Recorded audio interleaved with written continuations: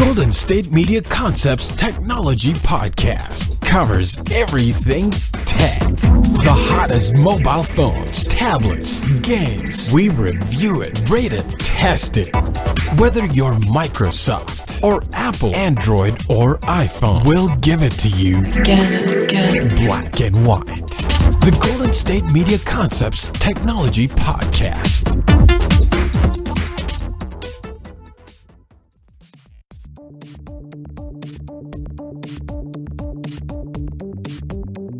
Welcome to Golden State Media Concepts Technology Podcast. This is episode 20. I'm Jonathan Charney here with my co-host, Shay Northrup. Today we're going to be talking about the Denver airport, new headphones, Nintendo, and more. So we're just going to go straight off the bat, and for the first time in history, you're going to want to go to the airport.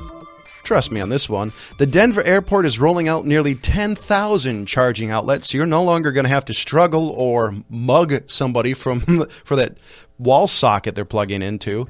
The $4.7 million project began last November, adding 2,424 powered hubs, and that's in quotation marks. Each featured two standard 120-volt outlet plugs, along with two USB receptacles, and a total of 9,696 individual charging points were added according to the airport. Now, the Denver says the new charging stations provide nearby power options in virtually every public seating area on the concourse. Finally, I've been in airports and, your phone is literally on the verge of dying and you've got like a 5.5 hour flight left. And by the way, this is why you guys need to stop by your local big box store of choice and get a portable battery. They're measured in milliamp hours. Get the biggest or the biggest milliamp hour you can afford. Just warning, let you know, the more milliamp hours you get, the more you're going to need a purse or backpack to carry one. What do you think? Well, do you ever watch the show Portlandia, John? I've seen bits and pieces of it. I don't have enough time to watch a whole episode, believe it or not. I believe it. Now, one of the episodes that they have was about a hotel or a little motel that had outlets everywhere. So there was like outlets in the pillow, outlets in the books, just outlets everywhere. There was an outlet in the sink, and they're like, yeah, don't use the sink. So they have outlets everywhere, and they charge you out the wazoo just to use the hotel. It's a little funny skit that they do. So that's what that reminds me of, because I'm imagining just like outlets along the wall for the whole wall.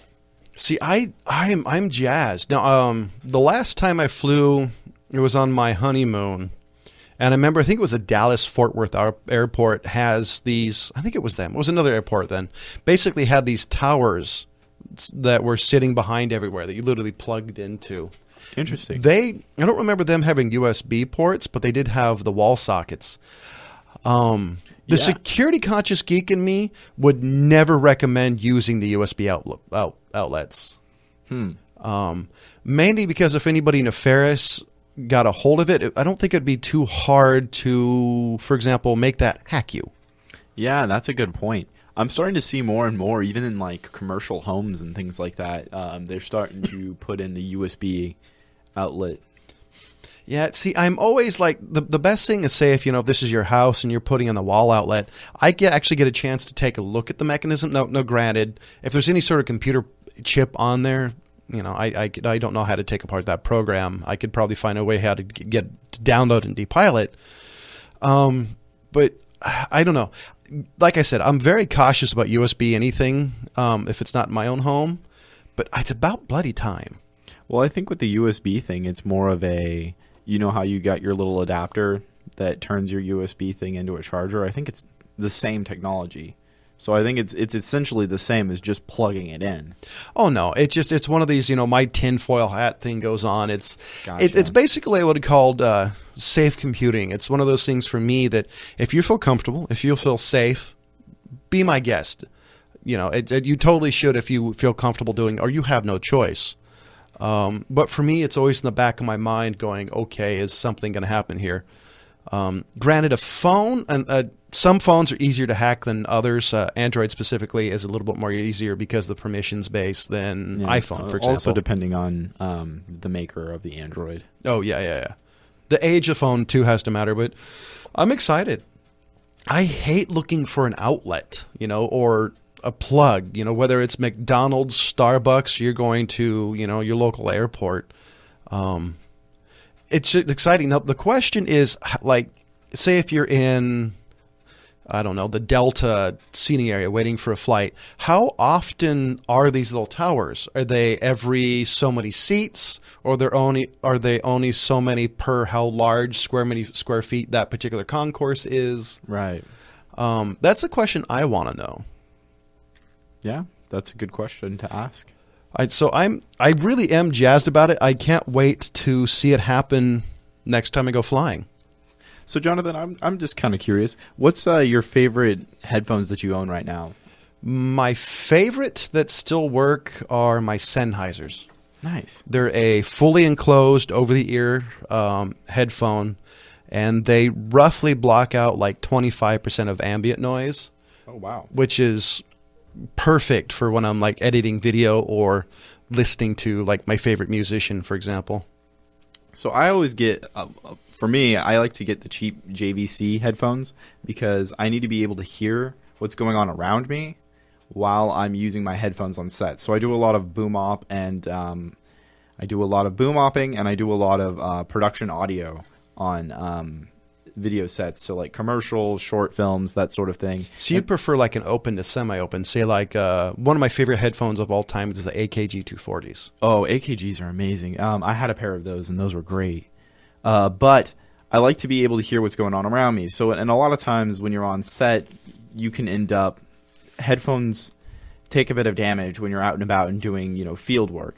So usually I like to get something a little bit cheaper like JVC and something that where I can hear what's going on around me, so that way I don't, end up being in anybody's way. That way I don't end up tripping over things and that sort of things. It's nice to have your sense of hearing. Well, one of the things that's coming out right now is the Core Bone Conduction Bluetooth headset. So you will be able to enjoy all of your music and still be able to hear the world around you. Now, I've heard about this off and on probably last 20-ish years. I remember hearing about this probably in the mid to late 90s. Never saw any in person, though.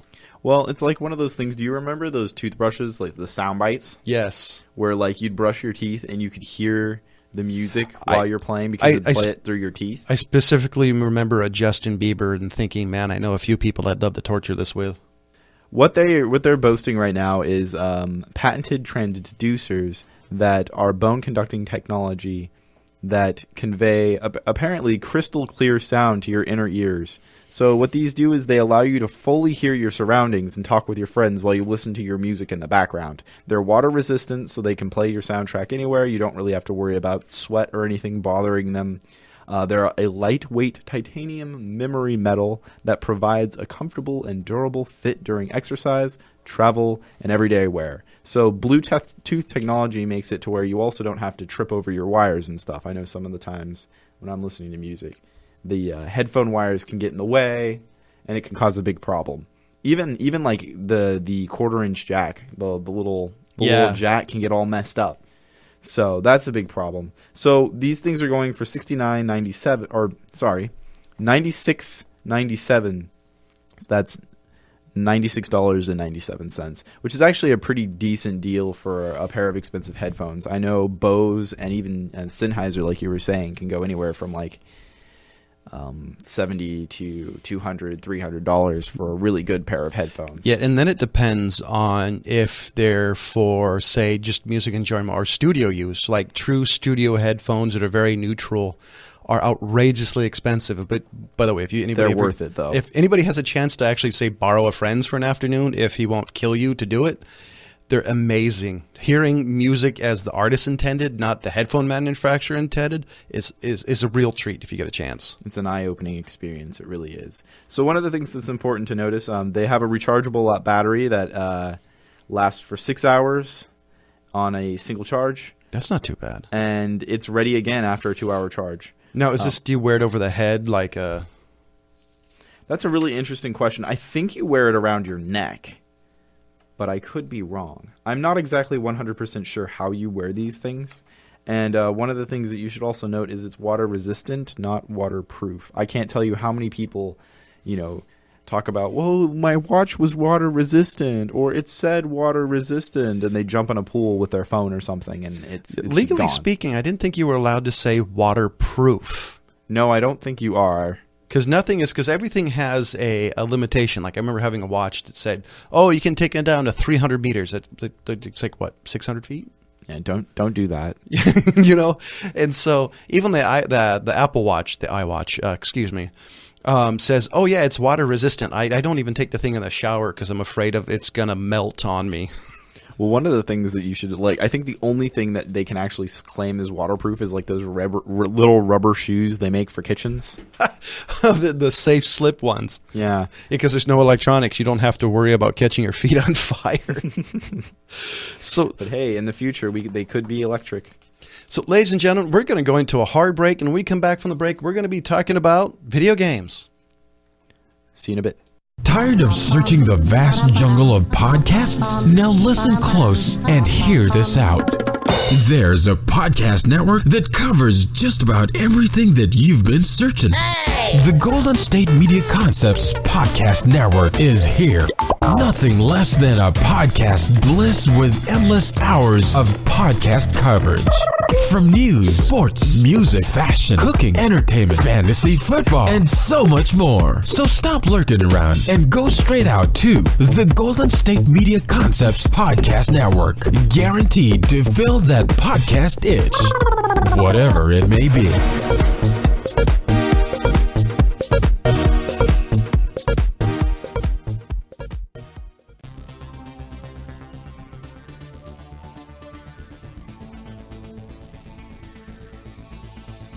So, Jonathan, what did you think of the Nintendo's new Wii U? I'll be honest, I didn't get a whole lot of chance to play it. The only thing I was really wondering how well it does is that giant iPad-looking controller. I like the Wii specifically because, unlike a lot of consoles, it makes you exercise more. However, I was not a fan of any of the games except Wii Sports. Yeah, the Wii, they had a couple decent shooters, but they were all railway style. So it was like, I might as well just go pop some coins into my little machines down at, my favorite pizza place or whatever. Or play some House of the Dead.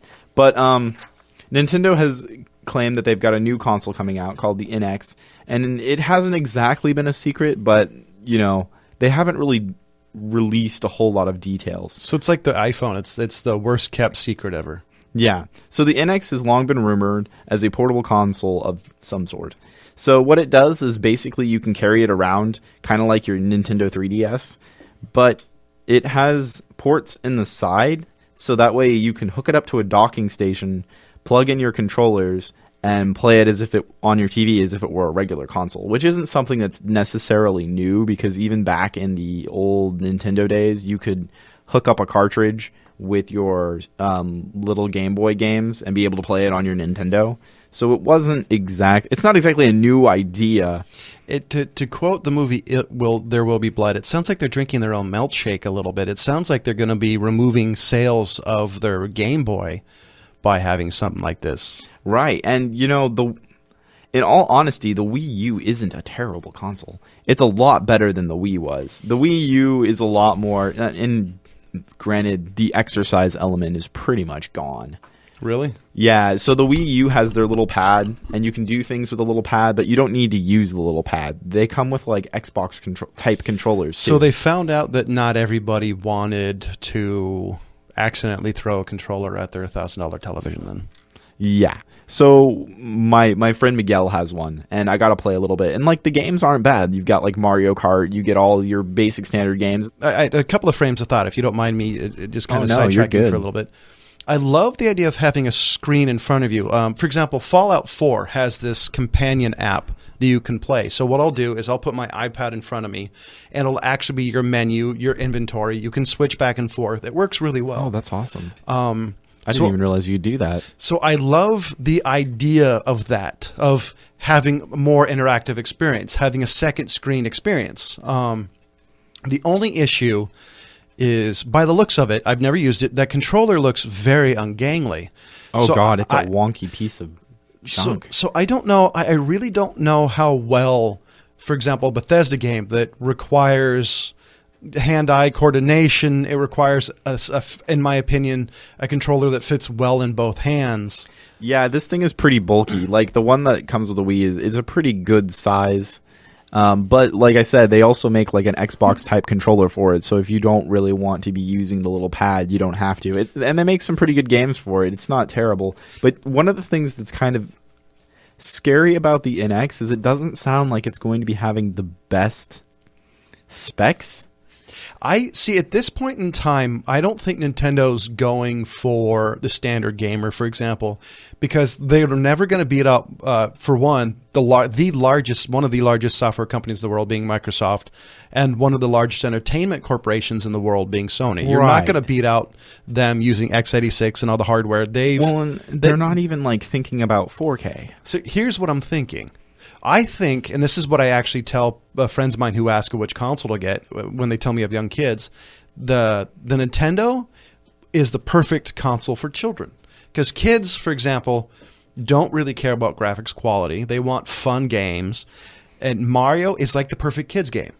No offense to people out there. Well, and one of the things that's interesting about Nintendo, too, is a lot of their games are more, instead of being photorealistic, like what PlayStation and Xbox is always trying to do, the games are more stylized. Yeah, they're cell shaded, they're cartoony. A lot of them are platformers. Matter of fact, all of them I think are platformers. At least all the first party ones are. Most of them. But so one of the things that they report is that it will be using an NVIDIA Tigray processor for its brains. So it'll probably be a little bit similar to NVIDIA's line of Shield devices. So I mean, it's not the best quality, and when you compare it up to like, the Xbox Project Scorpio or the PS4K or all of the other little cool things that are going to be coming out, as far as, like graphics and stuff, it's not going to be... They're a generation or two behind the graphics end of it. Yeah, and I guess Nintendo's not really trying to be, like Battlefield or whatever, but it's still like for someone who like might want to watch movies in 4K or might want to play some more intensive violent shooter games, you're not going to be getting the full experience. See, I don't think that's what Nintendo's going after. I don't doubt that some of the games will come out for it, right. But I still think they're going for the kids market. Oh, exactly. They're trying to do something where kids... And it's probably not going to be as expensive as your typical... See, that right there was the question. I was wondering, if this is going to cost $300, you're going to go $300 versus, you can either get the new NX or you're going to get a PS4 or an Xbox One. To me, that's the easy choice. I mean, for me personally, I'm going to go with the Xbox One because you get something that has double, if not triple, the horsepower. You've got first-party games that are the style and type that I like. Right. Well, but you're an adult. Oh, yeah. And for a parent who's going to be buying something for their kids, price is a big deal. And then the fact that there are wholesome games where there's not bloody carcasses everywhere is probably going to be right up a kid's alley.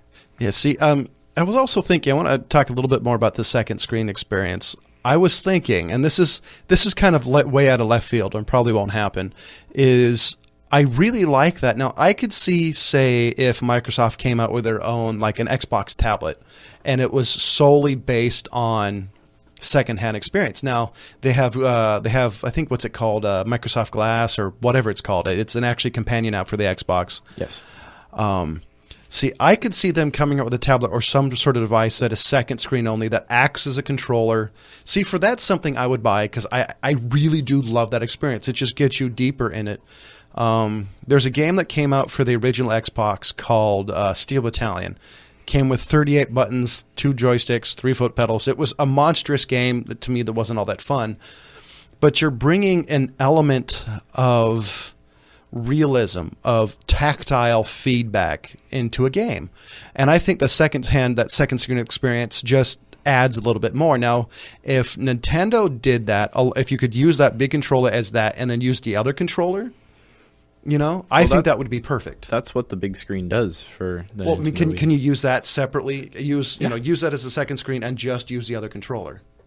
No. You'd have to be using, because it's set up to where you've got the screen in the middle, and then you got the controllers on the other side. You'd be like a good 12 inches apart from your hands. But I mean, it's not super uncomfortable. After a while, I can't imagine playing an intense game like that. Maybe at this point I'm just I'm a little too old for it, because I liked the Wii. The Wii Sports is one of the funnest games known to man.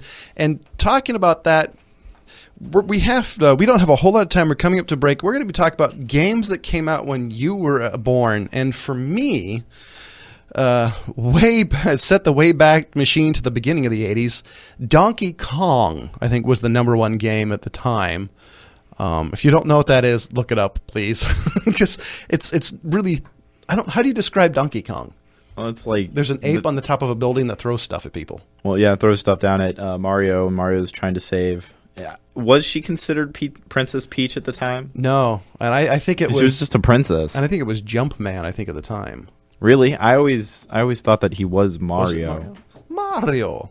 I don't know. I think that's where Mario comes from, is Donkey Kong. So, what about yourself? For me, it's also Donkey Kong, but Donkey Kong Country for Super Nintendo. That kind of shows you how young I am. Wow, I remember when that came out.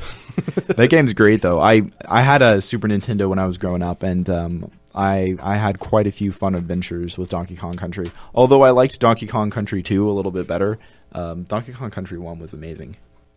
So one of the things that we'll do is we'll put this article up on the show notes for you, so you can see what games came out when you were born. So coming up, we're going to talk about a few more things that might interest you, involving LG's new phone displays and Lenovo. Stick around. Check out the show that's built on the MMA. From the UFC to extreme cage fighting, they got the fights covered. Check out the GSMC MMA podcast. Get the latest news on past or upcoming fights. Join us as we talk to and about some of the biggest names in the MMA, past, present, and future. When it's the fight game, there's just one show to check out. GSMCpodcast.com/MMA-podcast. Don't forget to like them on Facebook and follow them on Twitter. Visit GSMCpodcast.com for more info.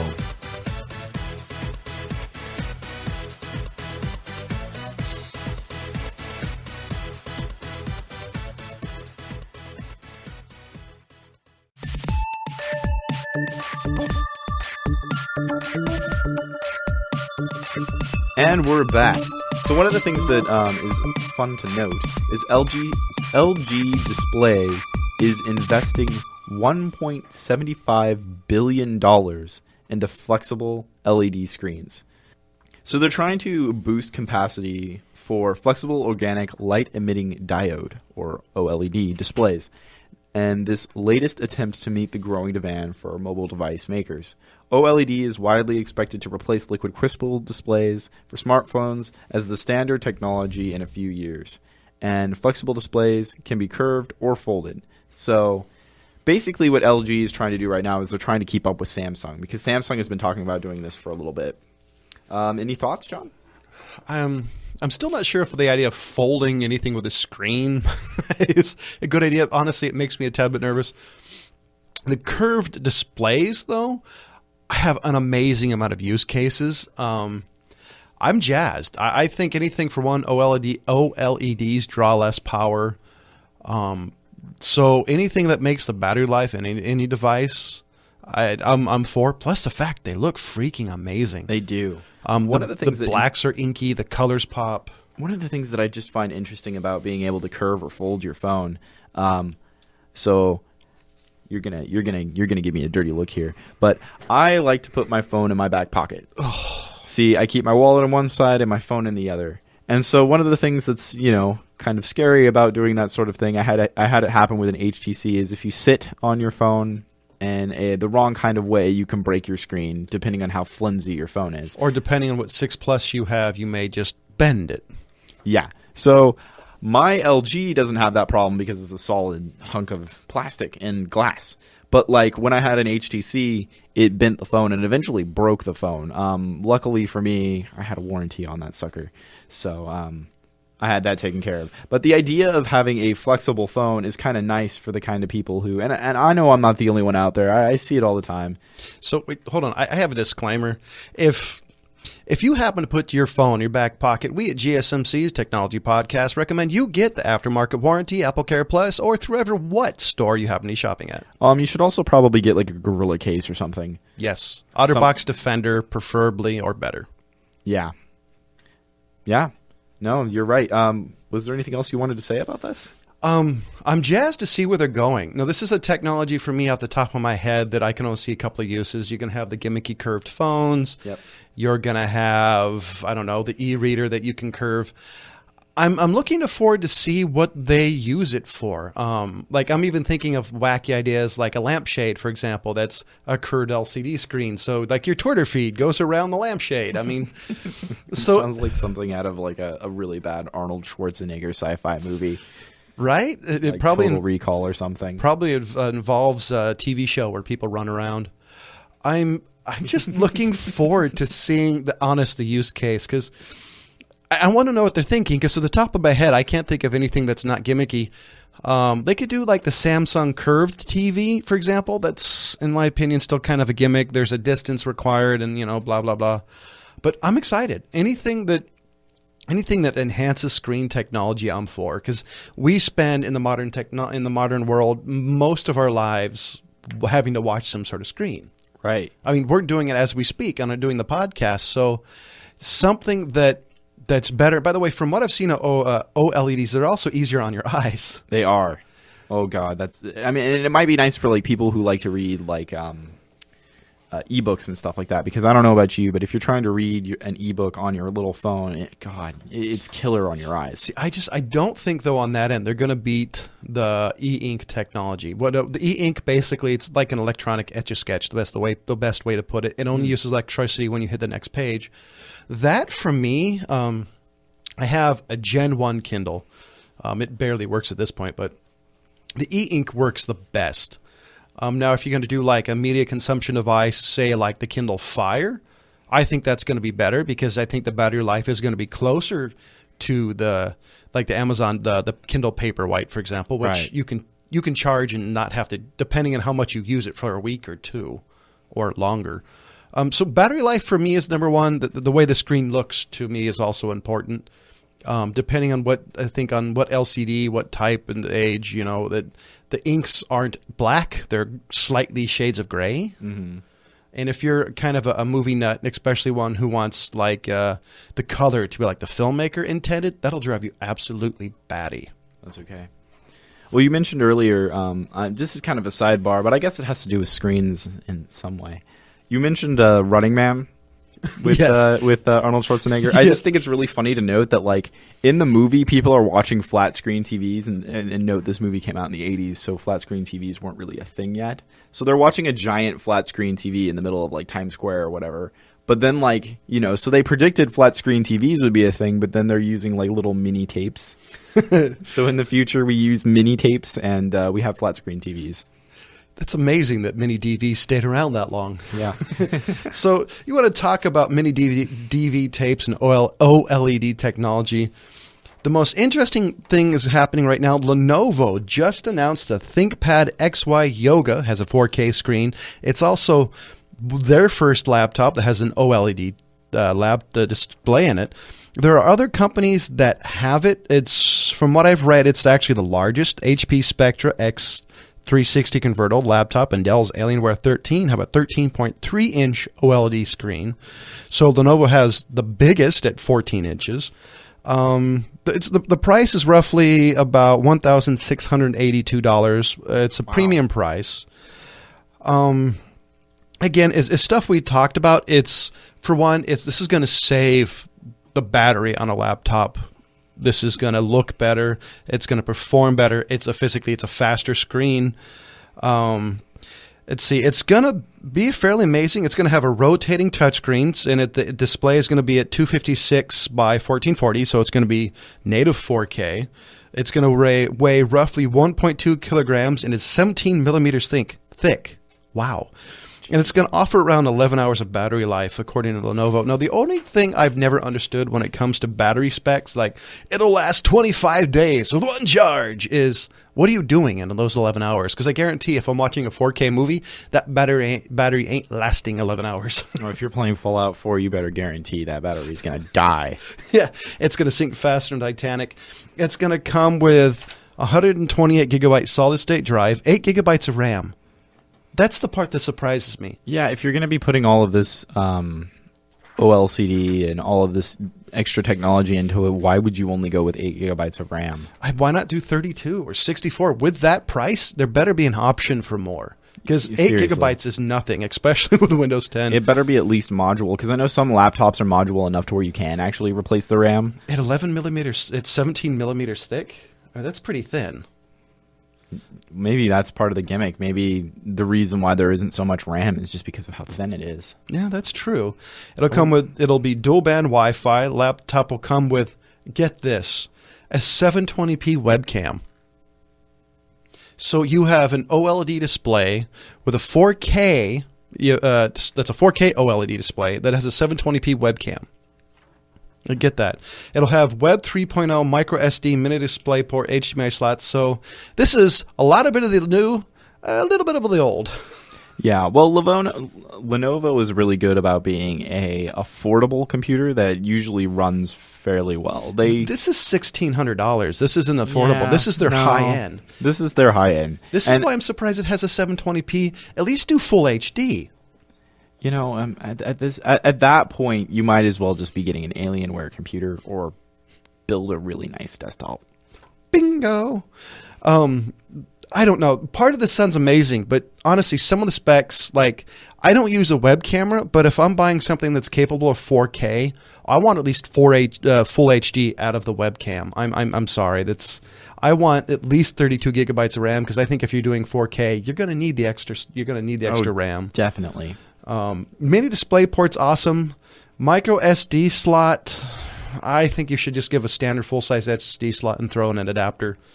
Because if you use any sort of professional camera, like say I've got like an actual news cameraman camera, I'm going to have to use an adapter just so I can use, Right. So there's definitely, to me, some major drawbacks to this. It doesn't sound perfect. That's for sure. Lenovo has been known to make really good affordable laptops. Like if you're looking for something to just, have affordable and still be able to play games on Steam, Lenovo is a good choice. But this doesn't sound like a good choice. Make better choices. Yes. Always be informed. So, ladies and gentlemen, I want you to do us a favor. I want you to subscribe to GSMC's Technology Podcast by going to gsmcpodcast.com. Click on the Technology Podcast. You can find us on iTunes and anywhere on the interwebs. I also want you to do us a favor. Go to our Facebook page. We're going to facebook.com, hitting the search bar at the top, and type in GSMC Technology Podcast. This is episode 20. Please find this episode. And I want you to do me a favor. Are we right? Are we wrong? Or do you have a story you would love us to do me a favor, put that in the comment section. I guarantee we'll find it. And I'm Jonathan Charney. And I'm Shay Northrup. And as always, thank you for listening.